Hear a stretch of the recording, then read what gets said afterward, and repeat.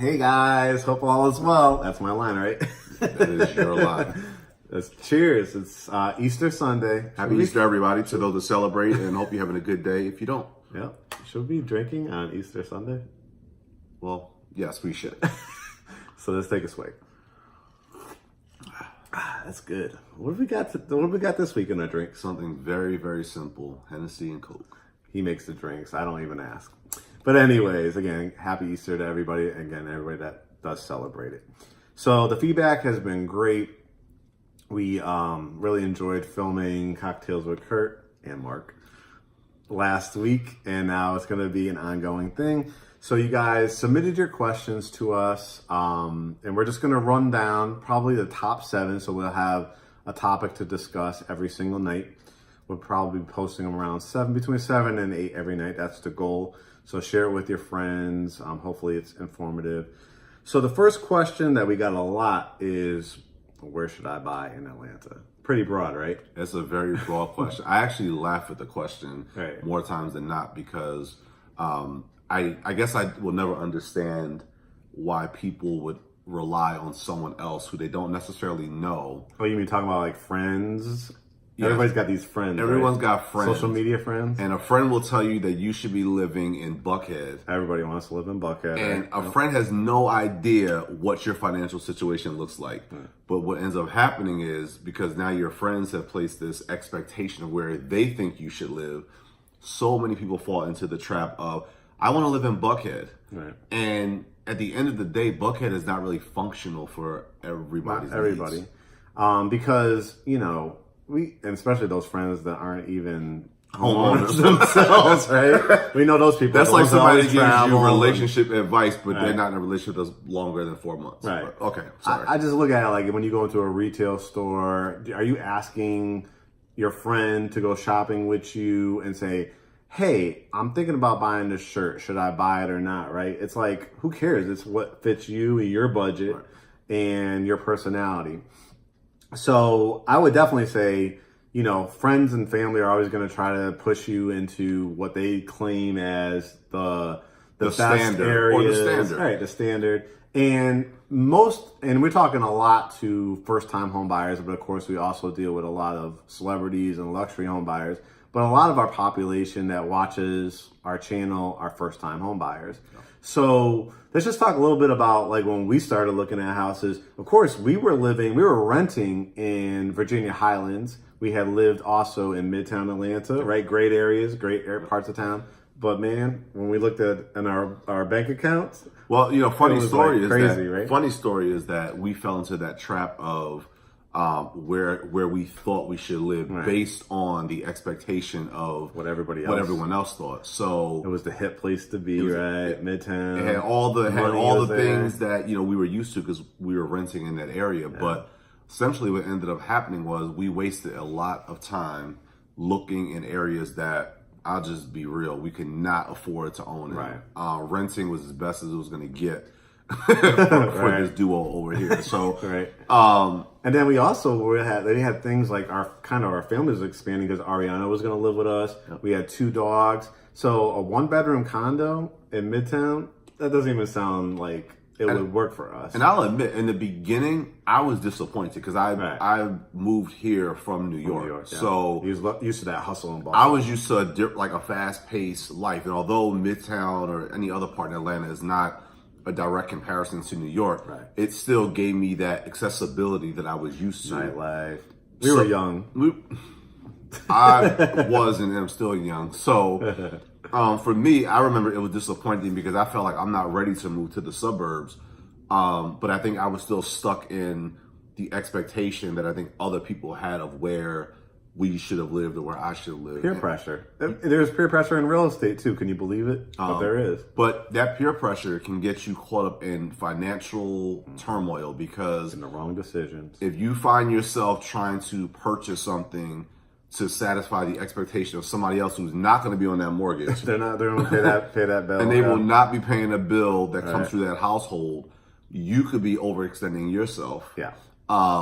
and realizing, a hard lesson that Buckhead is not where you should be living, Right. but somewhere more functional to your everyday lifestyle needs and budget.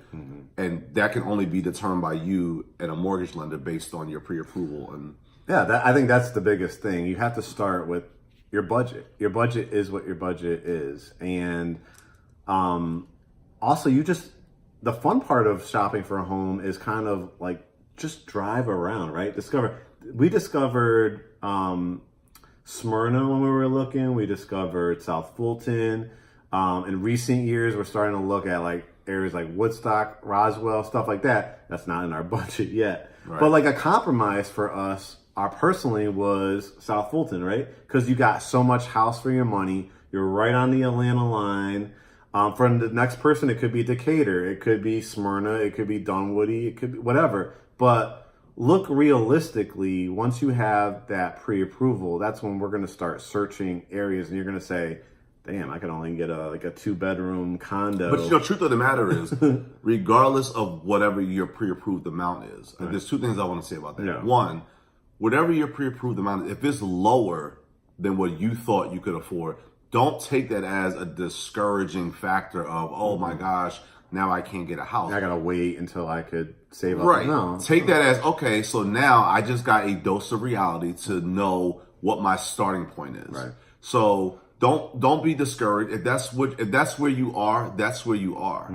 You're still ahead of a lot of people who are still not even there yet, and they're still only able to rent because they're not in a position to buy anything. The other part of that that I want to say is, just because you get pre-approved for any set amount does not mean that you have to go up to that pre-approved amount, that limit of that. You shouldn't. Yeah. No, I'm gonna say you shouldn't. I mean, Yeah. you shouldn't if, again, that's not within your financial means. If you are pushing that limit and you go from living below your means or living at your means to that's gonna push you to living above your means. A lender's gonna make money regardless. Right. So you can do that, I guess, on paper, but you know that once the reality sets in and those bills kick in, you know how much in trouble you are or not. Right. So I mean, that's what I say. Like, that shouldn't prevent you. If you don't have Buckhead money, Midtown money, that should not prevent you from getting your first house in Cobb County, in Fulton County, in Douglas County. Like, use that. Part of real estate is a big part of it is setting yourself up as an investment in your future. So you should not put off tomorrow what you can do today. And if a lender in your finances and your budget says, do it, now it's just us together collectively finding the right median for you. Yeah. Doesn't mean you have to live in the worst area, but also sometimes people want to be in those kind of up and coming areas because there's still some great spots like in town that are not, they're kind of going through a little process. And to that, not to cut you off, I think, I should be very clear. When I said that it's kind of funny how so many people ask, where should I live? Why do you care about people's opinions? But that question, I don't laugh at it at all times. So let me clarify that, because there are different people who are investors. Right. There are people that know, they purchased homes before. Yeah. They're into flipping properties or, rental, investment income properties. So when they ask the question, it's coming from a different place. Right. It's coming from strictly investment. It's coming from an investment perspective. Where do you think the next up and coming area is, or where do you think it's worth me? That's a totally different. That's a question. totally different question. So We're just talking about the people. We're talking that, about like the home my buyers. Friend, I'm relocating to Atlanta, but my friend says stay clear of South Fulton, right? Or stay clear of and maybe so it's country. And maybe your friend asked you or told you to stay clear of that for reasons that didn't work for them, right. But their reasons don't necessarily have to be your reasons unless. Right. Do you have kids? Are schools important? Is your lifestyle? Where's your job located? Is it like, say you work at the airport and everybody's telling you, oh, live in Midtown Buckhead.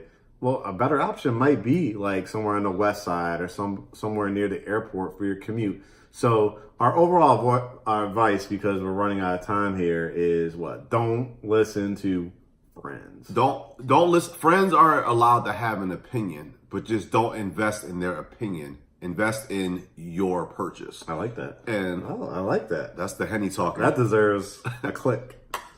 Cocktails with Kurt. All right. It Cheers. continues, guys. Talk to you soon. Cheers.